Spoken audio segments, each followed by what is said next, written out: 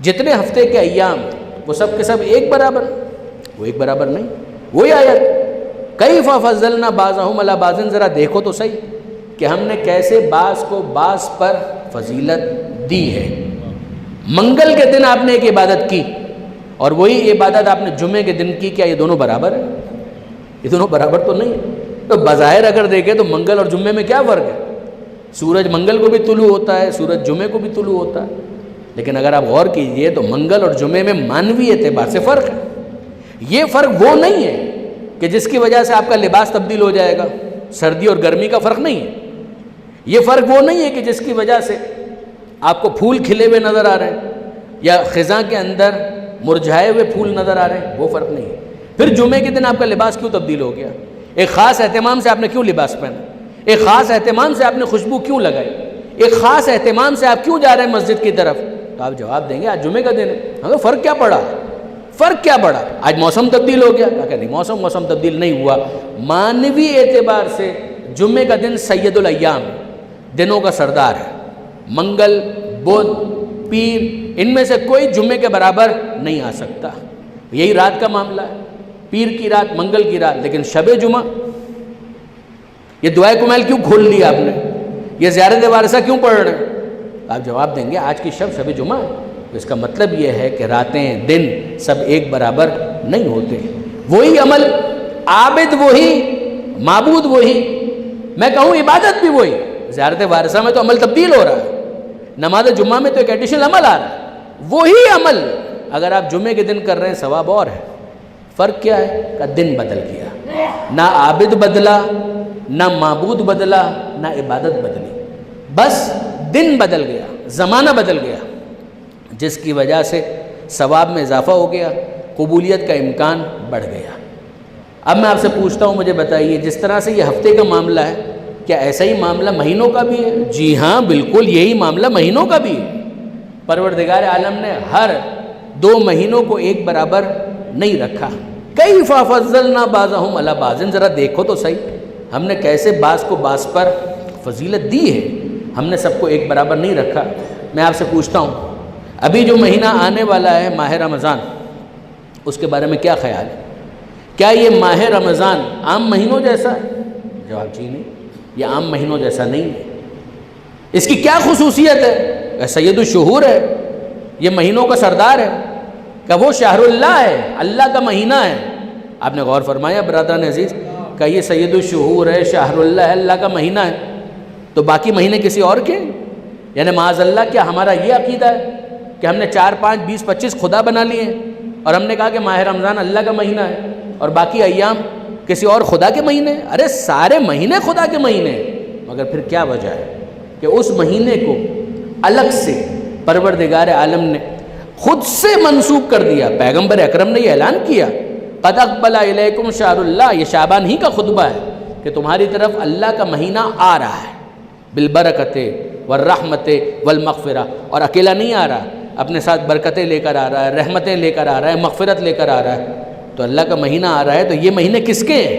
کہ یہ بھی اللہ ہی کے مہینے ہیں، مگر پروردگار عالم کی طرف سے یہ انتظام اور اہتمام ہے کہ جس طرح سے اس نے زمینوں میں فرق رکھ کے مختلف زمینوں کو اپنے دسترخوان رحمت کے طور پر پیش کیا ہے، اسی طریقے سے اس نے زمانوں میں فرق رکھ کے مختلف زمانوں کو اپنے دسترخوان رحمت کے طور پر پیش کیا ہے کہ ان زمانوں سے استفادہ کرو۔ شعبان کا مہینہ اس سے پہلے ہے، رجب کا مہینہ اس سے پہلے ہے، یہ تینوں مہینے مل کر ایک الگ تاثیر رکھتے ہیں۔ ذرا غور فرمائیے گا برادران عزیز، یعنی وہ جو اہمیت زمانے کی ہے رحمت کے عنوان سے، ہم اس میں رجب میں داخل ہو چکے۔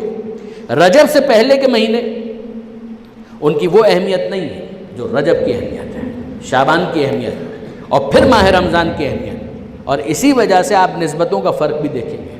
دیکھیے برادران عزیز، اس کو واضح کرنے سے پہلے میں آپ کی خدمت میں ایک جملہ عرض کروں، ذرا غور فرمائیے گا۔ زمینوں کے فرق کو سمجھانے کے بعد میں نے کہا تھا کہ آپ مجھے اجازت دیتے ہیں کہ میں لفظ زمین کی جگہ وسیلے کا لفظ رکھوں۔ میں اسی طرح سے آپ سے چاہتا ہوں کہ آپ مجھے اجازت دیتے ہیں کہ میں زمانے کی جگہ پر وسیلے کا لفظ رکھوں، کہ پروردگار عالم نے جس طرح سے زمینوں میں سے بعض زمینوں کو منتخب کر کے وسیلہ بنایا، اسی طریقے سے پروردگار نے زمانوں میں سے بعض زمانوں کو منتخب کر کے وسیلہ قرار دیا۔ اب میرا سوال صرف اتنا ہے کہ وہ خدا جو زمان کو وسیلہ بنا سکتا ہے، وہ صاحب الزمان کو وسیلہ کیوں نہیں بنا سکتا؟ جب وہ زمانے کو وسیلہ بناتا ہے تو اعتراض نہیں ہوتا، تو صاحب الزمان کو وسیلہ بنائے تو اعتراض کیا ہو سکتا ہے؟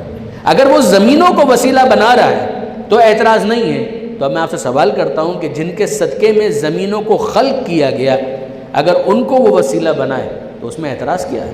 یہ وہی جملہ ہے کہ جو آپ حدیث کسا کے اندر پڑھتے بھی ہیں پیغمبر اکرم کے حوالے سے، تو برادران اسلامی کے پاس بھی یہ جملہ موجود ہے کہ لولاک لما خلقت الافلاک، اے حبیب اگر آپ نہ ہوتے تو میں کائنات میں کچھ بھی پیدا نہ کرتا۔ اور حدیث کسا کے اندر ہم یہ پڑھتے ہیں جو مجھے بہت پسند ہے کہ انی ما خلقت سماء مبنیہ ولا ارضا مدحیہ ولا قمرا منیرا ولا شمسا مضیہ ولا فلکا یدور ولا بحرا یجری ولا فلکا یسری الا فی محبت ہؤلاء الخمسہ الذین ہم تحت الکسا۔ اے ملائکہ، اے ساکنان عرش، میری بات سنو اور غور سے سنو۔ یہ جو تم آسمان کا شامیانہ دیکھ رہے ہو میں نہ بناتا، یہ جو تم زمین کا فرش دیکھ رہے ہو میں نہ بچھاتا، یہ جو تم سمندر میں طغیانی دیکھتے ہو یہ طغیانی نہ ہوتی، یہ جو تم دریاؤں میں روانی دیکھ رہے ہو یہ روانی بھی نہ ہوتی، یہ جو تم سورج میں روشنی دیکھتے ہو یہ روشنی نہ ہوتی، یہ جو تم چاند میں چاندنی دیکھ رہے ہو چاندنی نہ ہوتی، نہ کشتیاں ہوتی نہ ان کا چلنا ہوتا، غرض یہ کہ کائنات میں کوئی روشنی نہ ہوتی اگر ان 5 کی روشنی مقصود نہ ہوتی جو اس وقت چادر کے نیچے موجود ہے۔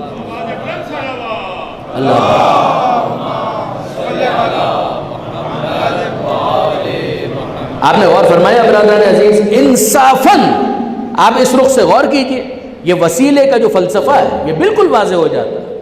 ہم نے کیا مانا؟ جب ہم مسجد میں آئے تو ہم نے مسجد کو خدا نہیں مانا، بیت اللہ مانا۔ جب ہم ماہ رمضان میں داخل ہوئے ہم نے ماہ رمضان کو اللہ نہیں مانا، ہم نے ماہ رمضان کہا، شہر اللہ، اللہ کا مہینہ۔ جس طریقے سے شہر اللہ کہہ کر ہم نے اللہ کو الگ کیا، مہینے کو الگ کیا، جس طرح سے بیت اللہ کہہ کر ہم نے بیت کو الگ کیا، اللہ کو الگ کیا، جس طرح سے ہم نے ناقۃ اللہ کہہ کر اللہ کو الگ کیا، ناقے کو الگ کیا، اسی طرح سے دنیا سمجھے کہ جب ہم وجہ اللہ کہہ رہے ہیں تو اللہ کو الگ کر رہے ہیں، وجہ کو الگ کر رہے ہیں، لسان اللہ کہہ رہے ہیں تو اللہ کو الگ کر رہے ہیں، لسان کو الگ کر رہے ہیں۔ بیت اللہ بیت ہو کر وسیلہ ہے، وجہ اللہ وجہ ہو کر وسیلہ ہے، لسان اللہ لسان ہو کر وسیلہ ہے۔ وہ خدا تک پہنچانے والے ہیں، خدا نہیں ہیں۔ جو خدا تک لے جائے اسی کو وسیلہ کہا جاتا ہے۔